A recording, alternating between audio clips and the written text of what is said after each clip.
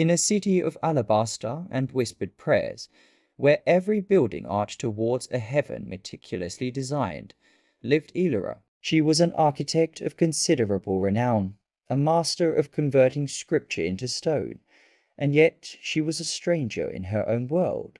Her days were a series of calculated lies, building monuments to a faith she privately found as flimsy as the dust motes dancing in her workshop. She knew the sacred geometry taught in the academies was flawed. She knew the grand designs of the divine order, with their perfect curves and celestial symmetries, were structurally unsound. She built them anyway, a cynical artist following a script she did not believe in. One morning, her tablet chimed with a new assignment, a task that felt less like a job and more like a penance. The Grand Ruin, a sprawling, ancient structure on the city's forgotten edge, it predated the Divine Order's history. Its purpose lost to time.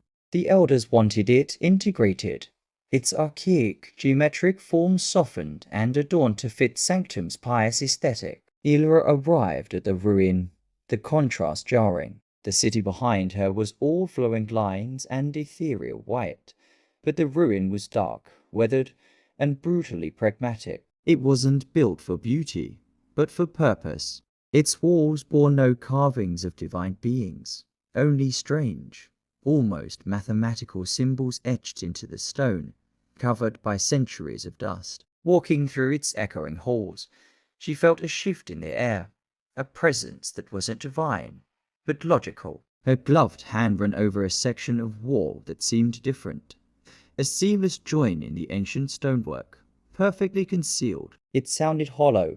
Her practiced eye, trained to spot the most minute architectural inconsistencies, had found something no one else had noticed. This wasn't a flaw, it was a secret. With a team of nervously whispering workers, she pried open the hidden section. Inside, the air was stale and heavy with the weight of ages. The chamber was small, circular, and stark. No religious icons, no symbols of faith, only a single stone pedestal in the center, on which rested a collection of rolled-up parchments, brittle with age. Her heart hammered against her ribs, a frantic rhythm that defied the eerie stillness of the place. She knelt and gently unrolled one. It wasn't a text, but a blueprint. Intricate lines, precise angles, and a strange, unreadable script. She unrolled another, and then another.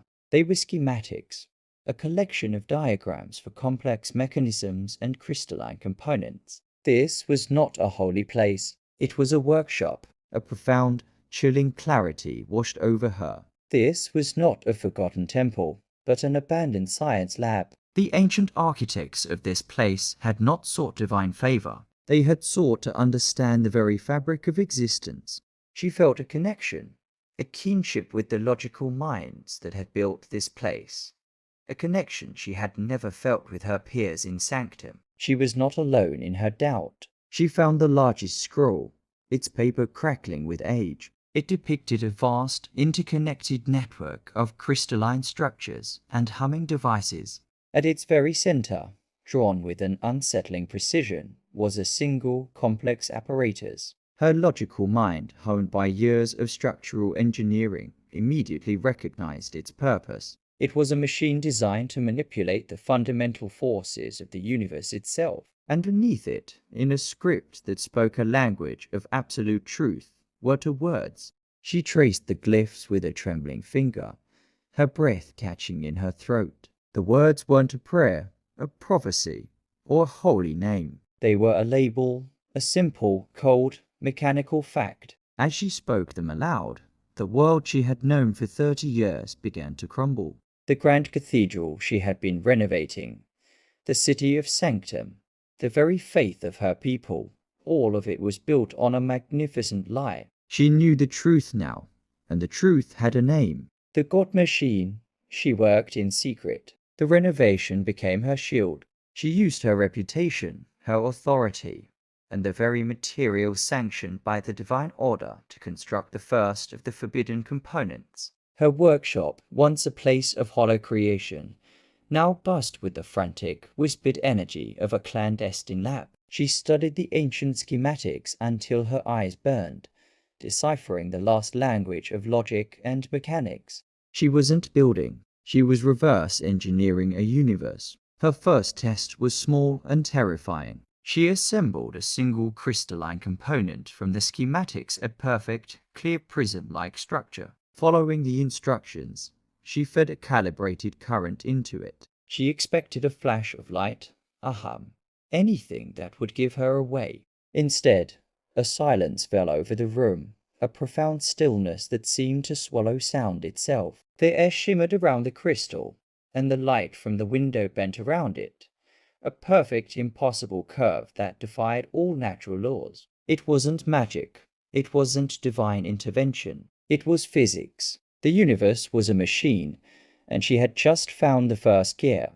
Her small act of heresy had a consequence. Her miraculous progress on the renovation, her uncanny ability to fix and stabilize the crumbling ruin, had drawn the attention of the high priest. He did not suspect her heresy. He saw it as a sign of her exceptional piety. To assist her, he assigned a young acolyte named Kale.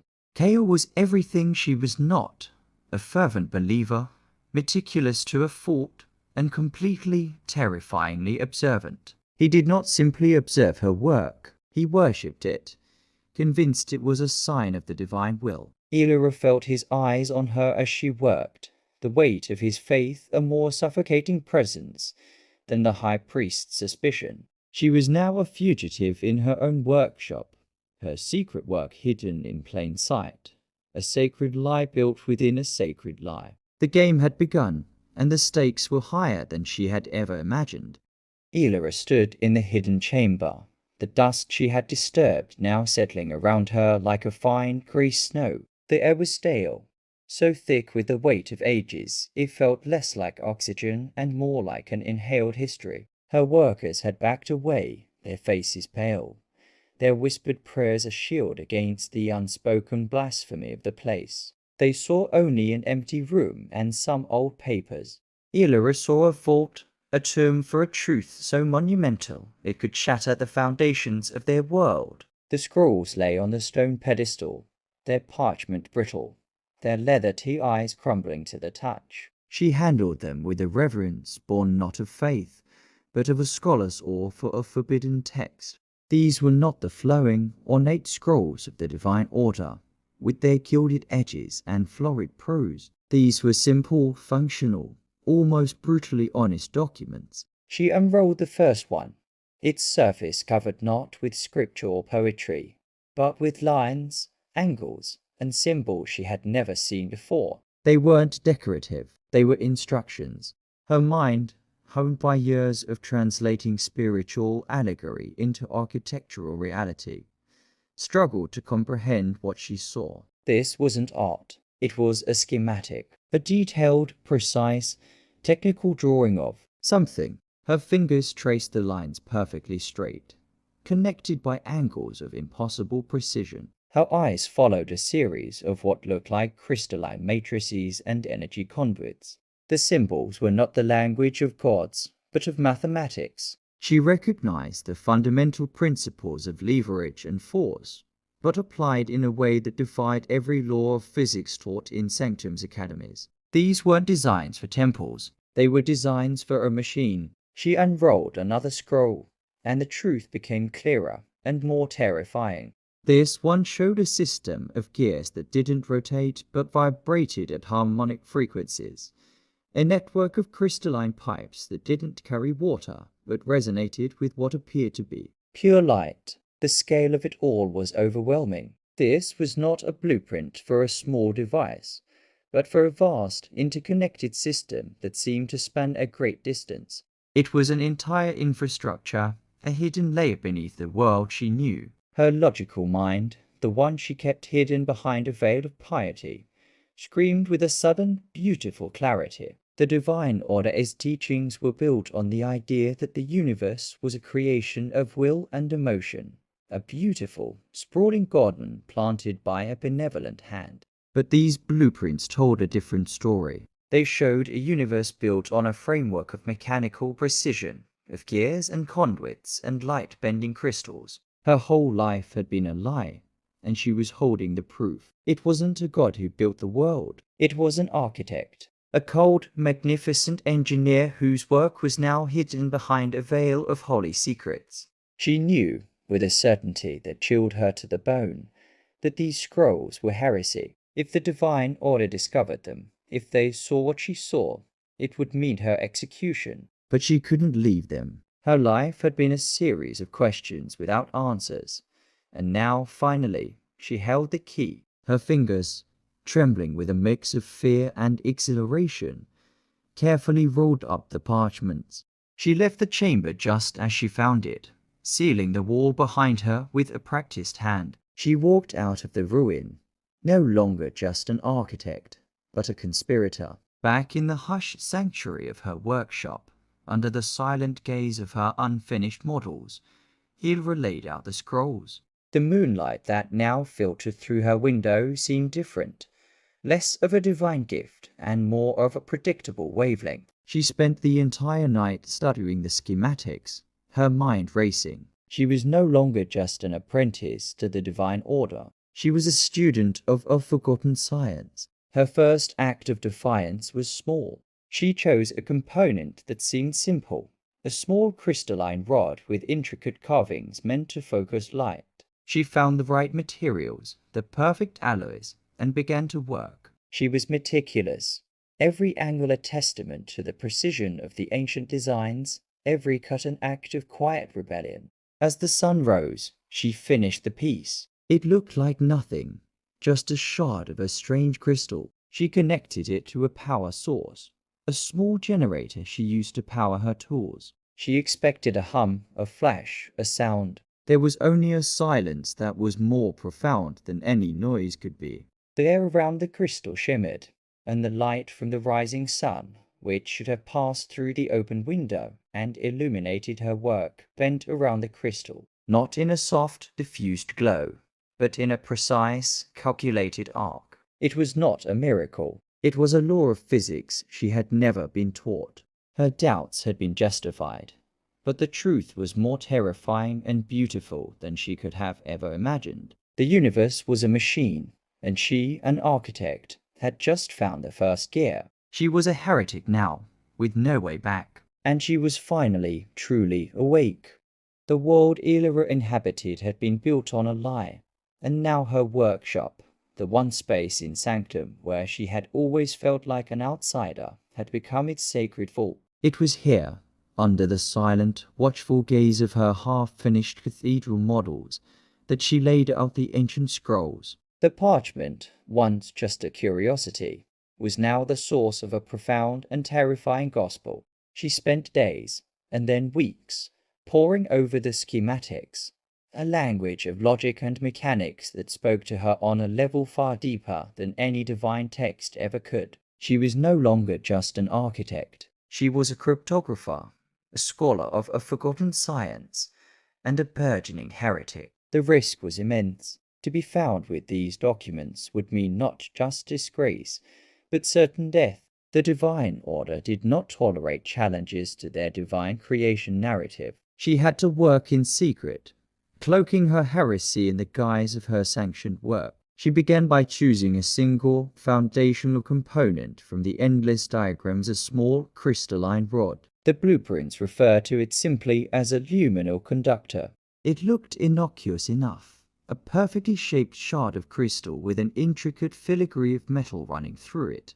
But the schematics hinted at its true purpose, to direct and focus light with absolute precision, an act that defied the very principles of physics she had been taught. Acquiring the materials was a dangerous dance. For the crystalline core, she put in an official request for a special, resonant crystal, citing the need for its purity in channeling divine light for the cathedral's new spire. The metal filigree was a different story. The schematics called for an alloy she had never heard of, a mix of known elements in a proportion that seemed to break all standard metallurgical laws. She had to improvise, using her knowledge to approximate the properties of the alloy with what was available to her. Day after day, she worked with a feverish intensity, her hands a testament to a truth only she knew. She was no longer just carving stone. She was forging a new reality. The sounds of her chisel and hammer were now a defiant symphony against the quiet reverence of the city outside.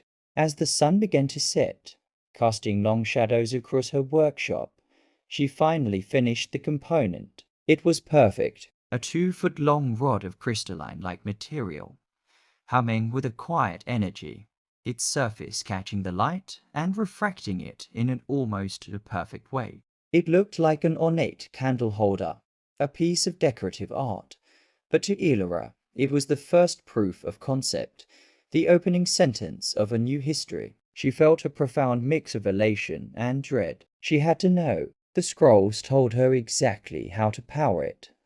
A simple low-wattage current from a small generator she used to power her cutting tools. She connected the wires, her hands trembling. She switched it on. There was no sound, no flash of light, no triumphant hum. For a moment, she thought she had failed. Then she saw it. The air around the crystal shimmered, not in a chaotic, heat-induced haze, but in a perfectly calculated distortion. The last rays of sunlight coming through her window, which should have illuminated a spot on the wall opposite, now bent, curving in a gentle arc before landing a precise, impossibly bent foot to the right. The light wasn't just passing through the crystal, it was being directed by it. It was a flawless, quiet, and terrifyingly logical phenomenon. It wasn't a miracle. It was a law of physics, a new law, one the divine order had erased from history. She stared at the bent light, a silent testament to a universe that was not a garden, but a machine, and she felt a sense of awe and horror that eclipsed all her previous doubts. The god machine wasn't a metaphor. It was real, and she, Elara, the cynical architect, had just found the first gear. She was now undeniably a heretic in action, and the world would never be the same. The light from the luminal conductor bent across Elara's workshop, a perfect, impossible arc. She watched it, her heart thrumming with a dizzying mix of elation and terror. This was not a miracle. It was a law that broke all the laws the divine order had imposed. She had done it. She had found the first gear of the god machine, and it worked.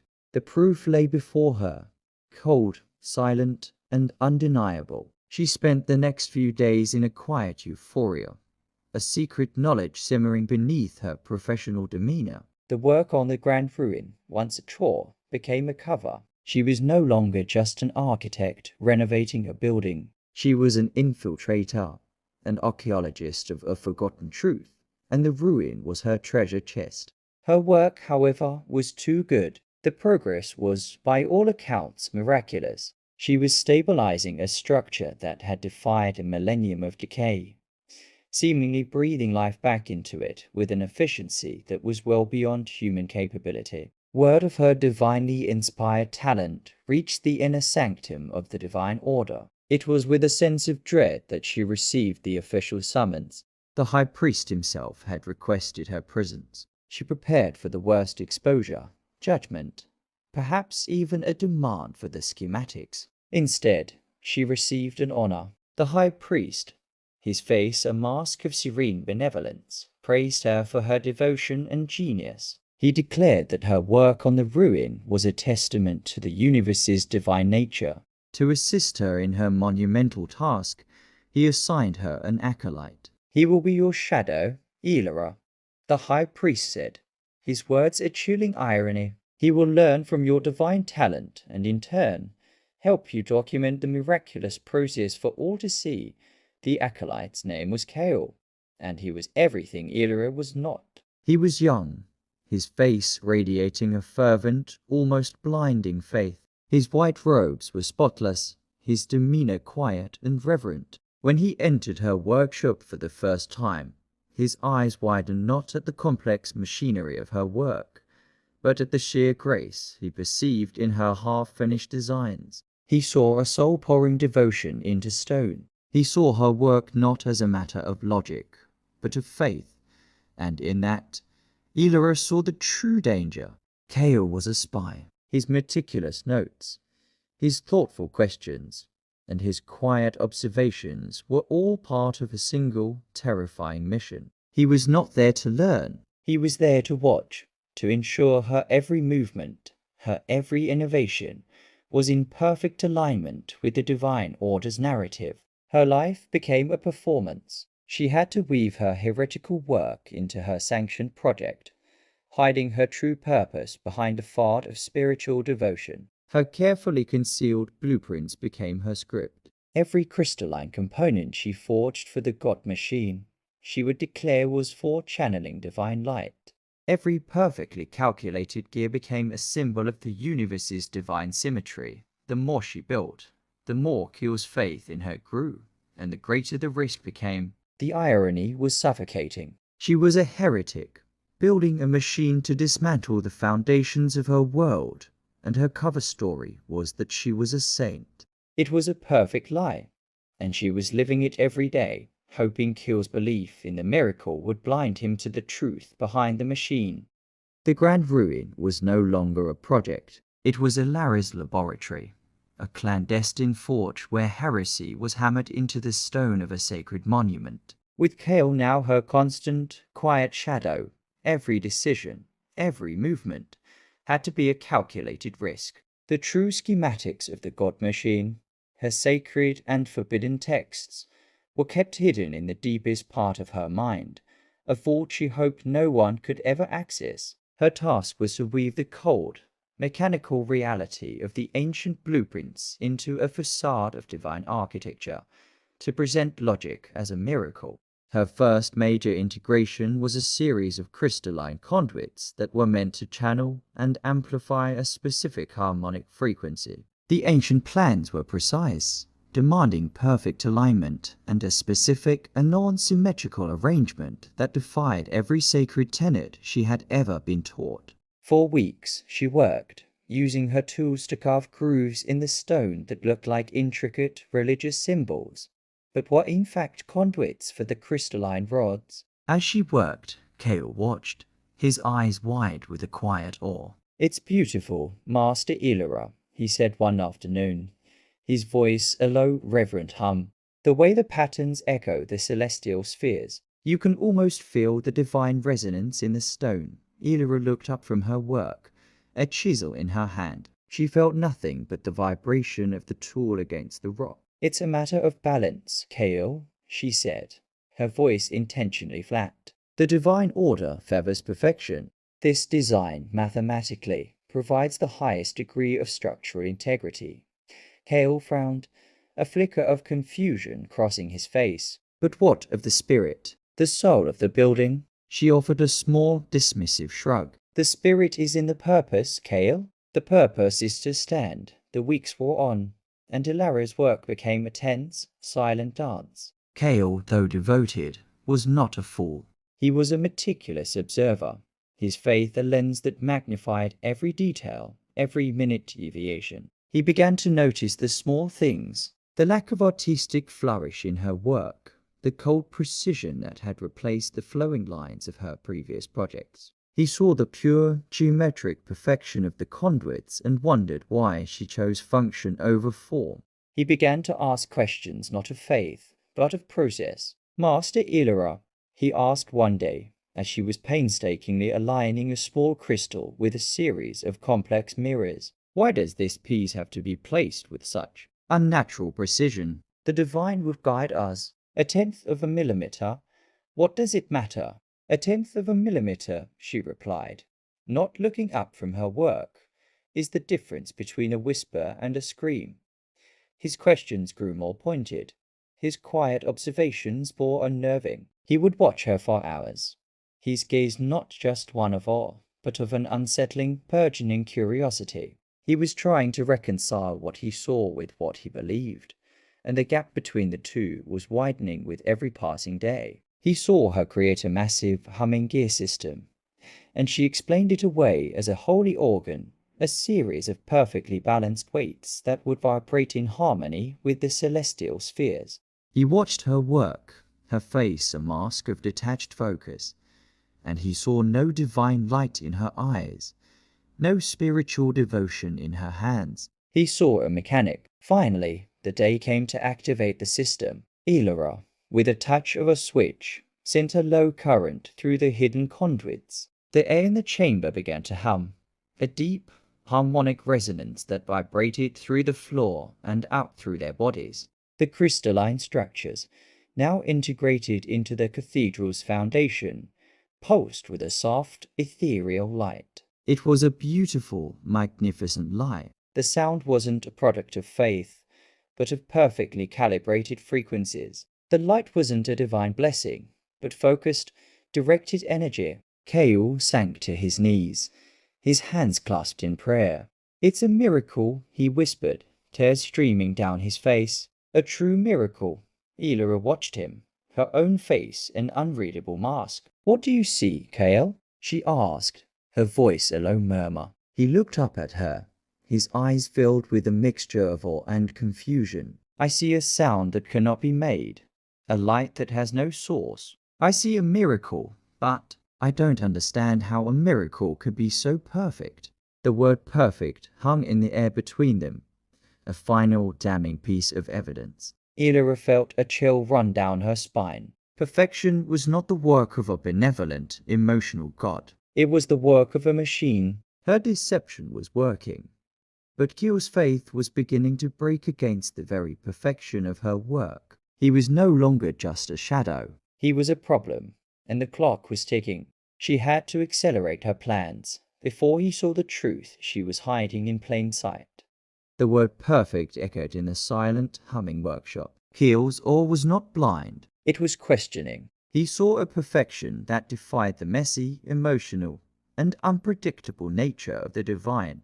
And in that, he was beginning to see the cold, unyielding precision of a machine. Elara knew her time was running out. This delicate, high-wire act of deception could not be sustained. The risk of Kale discovering the truth was escalating with every perfectly aligned crystal, every humming gear. She needed an ally, someone she could trust. Her mind turned to her mentor, an elder named Lysander. He had been her guide since she was an apprentice, a man who, unlike the other elders, seemed to value knowledge as much as faith. He was a scholar of ancient texts, an archivist of Sanctum's long, convoluted history. She believed he would be the one person who could understand, who would see the truth in the blueprints and not immediately condemn her as a heretic. The thought of revealing her secret filled her with a terrifying hope.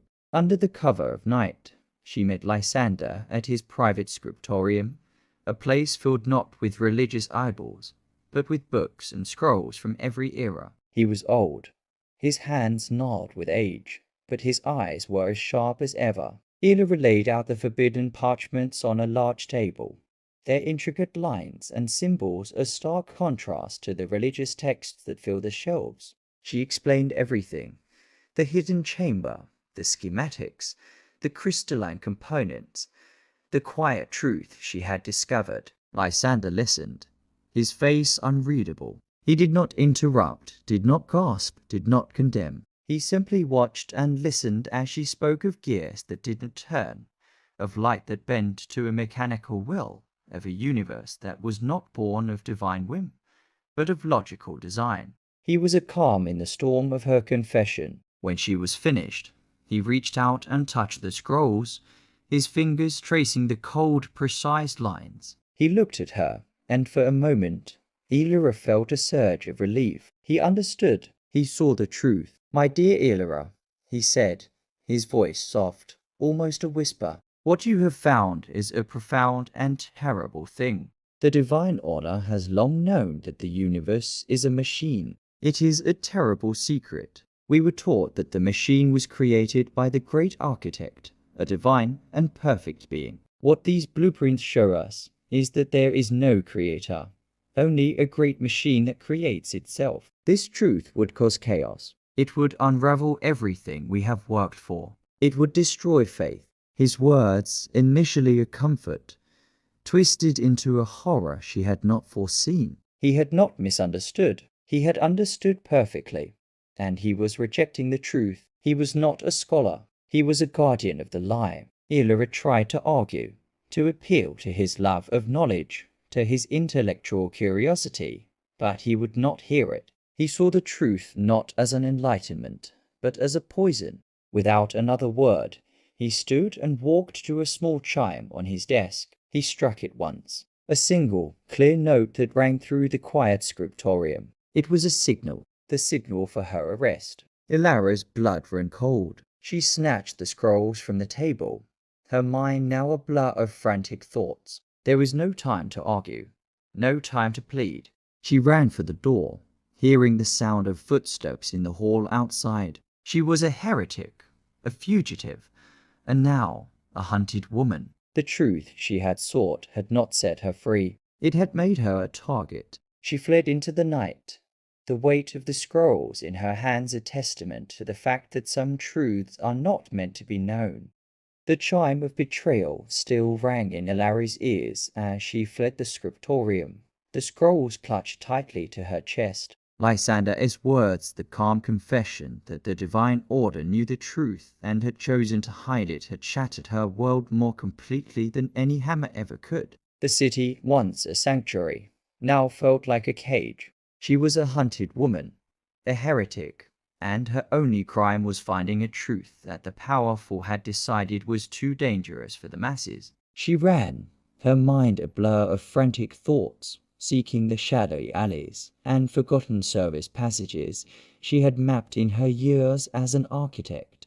But the city of Sanctum, built on a lie, was a perfect labyrinth designed to trap those who dared to question its foundation. Her flight was short-lived. The Order's elite enforcers, the Silent Guard, were silent for a reason. They moved with an inhuman speed and precision, a force of cold efficiency that seemed to bend around her every turn. They were not driven by faith, but by a chilling, mechanical purpose. She was cornered in a dead-end alley, the weight of the scrolls feeling less like a treasure and more like an anchor. They did not shout or demand her surrender. They simply drew their weapons and advanced. In a final act of defiance, Elara raised her hands, not in surrender, but in a silent promise to herself that she would not let the truth die with her. She was not killed. Instead, she was bound and brought to the very heart of the city, to the Sanctum Sanctorum, the inner chamber of the High Priest. She had expected a trial, a condemnation, an angry, pious man demanding her confession. What she found was a room filled with a serene and silent light, and a man who looked at her not with anger, but with a profound, almost weary sadness. The High Priest, his face a web of ancient lines and his eyes the color of polished steel, gestured to a seat before him. "Sit, Elara," he said, his voice a low, resonant hum. "We have been watching you for a very long time." He did not speak of divine will or heretical acts. He spoke of architecture, of her designs, of her cynical perfection, and in that, Elara felt a deeper terror than any she had ever known. He knew. He had always known. He smiled, a thin, joyless expression. "You are a true scholar, Elara. You looked beyond the metaphor and saw the machine. It is a rare gift." He then revealed the Order's final, chilling secret. The universe was indeed a machine, an intricate and beautiful mechanism of flawless design. But it was not a garden created by a benevolent god. It was a self-sustaining system, a clockwork universe with no need for a divine hand to turn its gears. The divine will was merely the Order's way of describing the fundamental, unchangeable laws of physics. The great architect was a metaphor for a self-generating, self-sustaining process. The Order had discovered this truth centuries ago and had made a terrible decision: to hide it. "The truth is chaos, Elara," the High Priest said, his voice dropping to a whisper. "We have seen what happens when the people learn there is no one to pray to, no one to intercede, no one to love them. They devolve into madness. They fall into depravity. Our faith, our order, is a kindness. It is a lie, yes, but it is a life-sustaining lie. We give them purpose. We give them hope. And in return, we maintain order." He stood, walking to a large, silent machine at the center of the room. It was not of Sanctum's architecture. but of the same style as the schematics she held. It hummed with a quiet, powerful energy. This is one of the many organs of the God machine. We use them to create our miracles, to make the crops grow, to heal the sick, to bring forth a sign in the sky. We are not priests, Elara. We are mechanics. We are the guardians of the lie. He turned to face her, his eyes piercing through her very soul. You are not a heretic, Elara. You are one of us. You have the mind of a true mechanic. You can help us. You can join us. We will give you a seat on the order. You can use your genius to maintain the great lie, to create the next generation of miracles that will keep the people safe and in their place. Or you can die as a rebel who tried to destroy the world. The offer was a beautiful, terrible trap. It was not a choice between life and death, but between two forms of betrayal. She could accept the lie and use her genius to preserve it, or she could reject it and face a fate that would make her a martyr, her truth buried forever. The high priest was not a villain but a guardian, and she was now a part of his world, with a burden far heavier than any she had ever imagined. The city of Sanctum, once a testament to unwavering faith, had become a sprawling cage. Every shadow was a potential threat, every chime of the clock a countdown to her capture. Elara fled through the labyrinthine alleys. The ancient scrolls, a heavy, brittle truth clutched against her racing heart. Lysander's betrayal had been a chilling revelation, but the high priest's offer of complicity was a terror of a different kind. The divine order was not a flawed religion, but a sophisticated deception, and she was being given a choice: die a martyr or live a mechanic of the grandest lie ever told. She had chosen neither. She had run, but she was not alone for long. As she ducked into a deserted marketplace, a figure emerged from the shadows Kale. He was no longer the naive acolyte she had known. His spotless white robes were now smudged with dirt, and his eyes, once filled with a fervent faith, now held a deep, unsettling disillusionment. He looked at her not with judgment, but with an understanding that chilled her to the bone. He had seen the silent guard's cold, inhuman precision in their pursuit of her. He had witnessed his own mentor's silent betrayal of the very tenets he preached. His world had shattered, just as hers had. The miracles, they are not from the heavens, he said, his voice a low, broken whisper. I have followed you, Master Elara. I saw you flee from the scriptorium. I saw them chasing you. Their methods, they were not the work of faith. They were the work of a machine.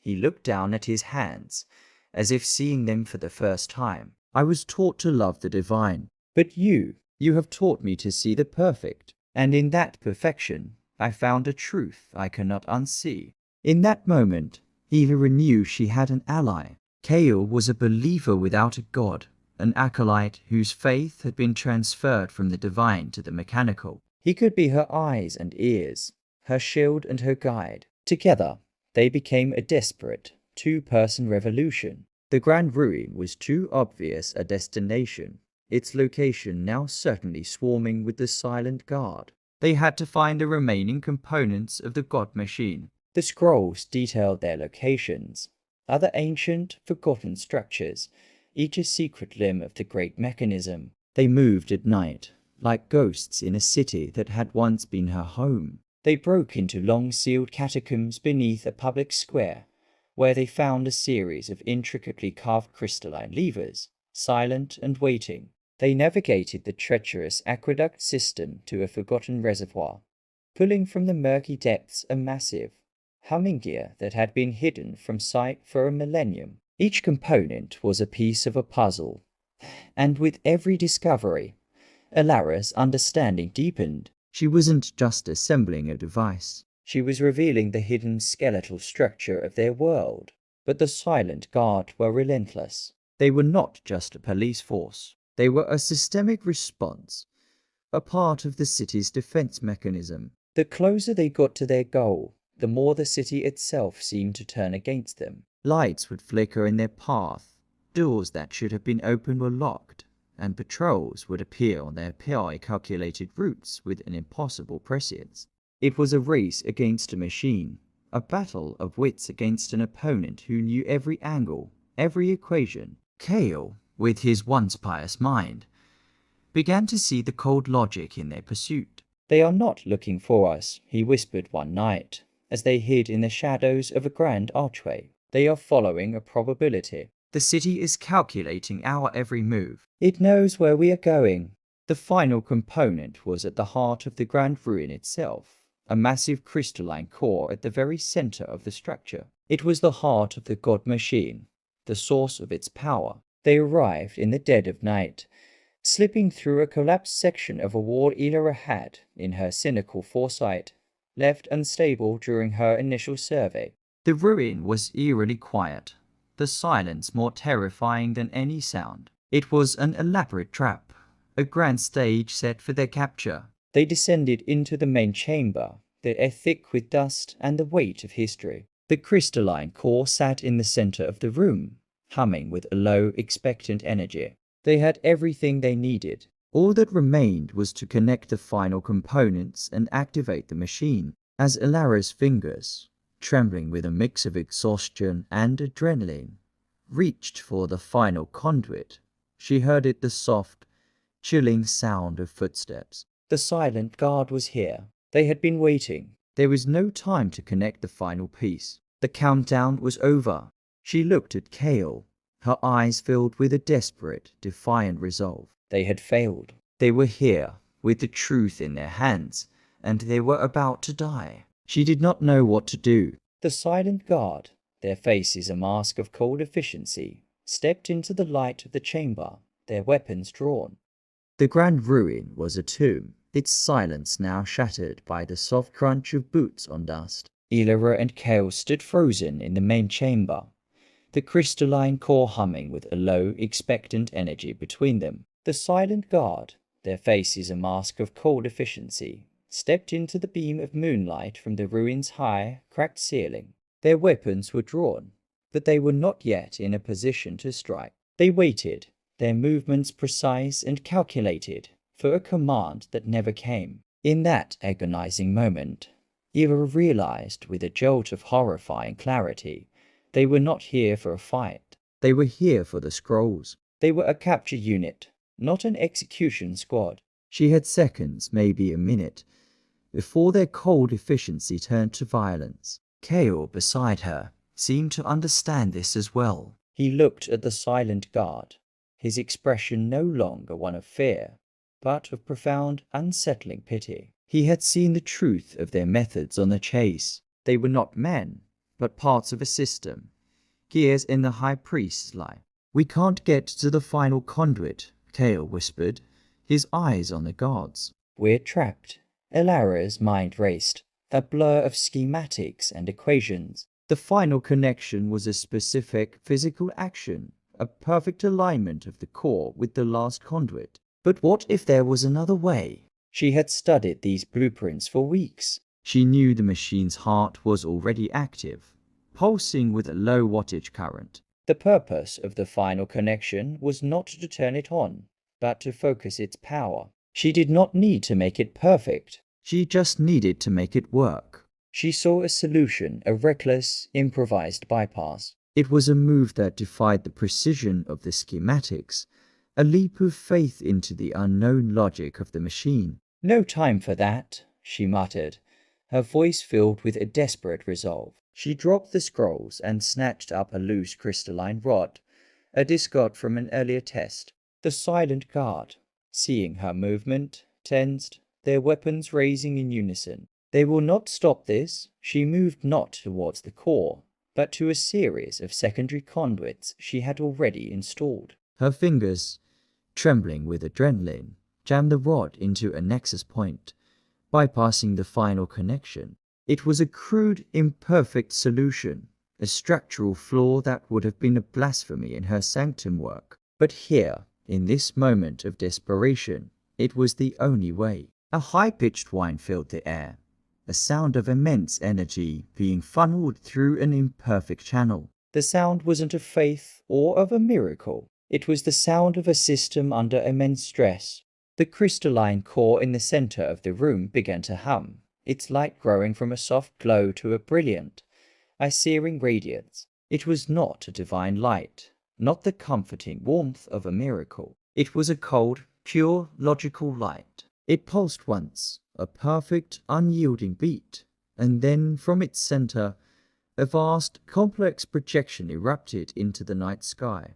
It was not a firework display or a celestial sign. It was a blueprint. The grand, sprawling canvas of the night sky was replaced by an intricate, impossibly detailed holographic schematic. The stars became luminous gears, turning in perfect, silent harmony. The moon became a crystalline conduit, its surface rippling with the faint traces of an electrical current. The galaxy itself was a complex series of interconnected machines, a great cosmic clockwork. The truth of the universe, the grand and terrible secret of the divine order, was now laid bare for all to see. In the ruin, the silent guard froze, their weapons lowered, their cold masks now useless against the sheer, undeniable reality of the projection.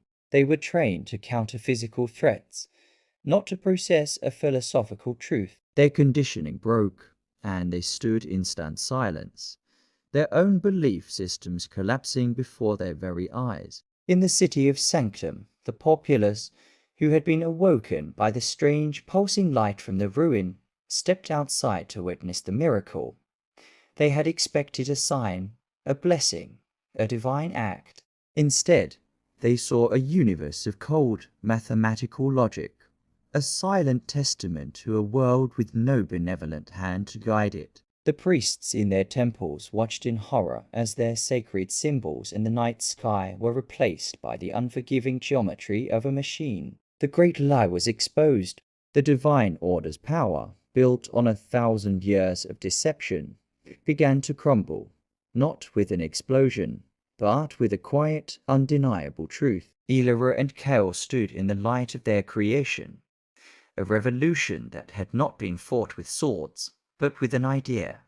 The city of Sanctum was no longer silent. A low, confused murmur rippled through the populace as the holographic schematic of the universe still hung in the sky. The projection did not fade, and with every passing minute, the lie the divine order had built for a millennium continued to unravel.